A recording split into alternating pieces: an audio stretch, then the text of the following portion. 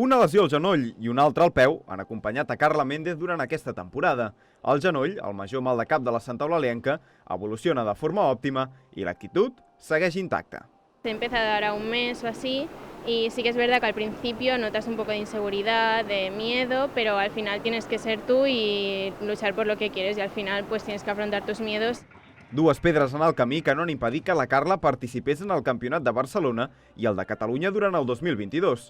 Méndez va firmar bons discos, amb una tercera plaça en el provincial i una quarta posició a l'autonòmic, però no va poder disputar el nacional per lesió. Un temps que ha aprofitat per recuperar-se i començar a pensar en l'any que ve, una nova temporada on la Santa Eulalienca pretén complir un dels seus somnis. Mis objetivos son como los de cada año, o sea, desde que soy pequeña siempre he querido ir a un mundial y pues me gustaría ir entrenando y hasta donde llegue, pero obviamente mi sueño es ir a un mundial.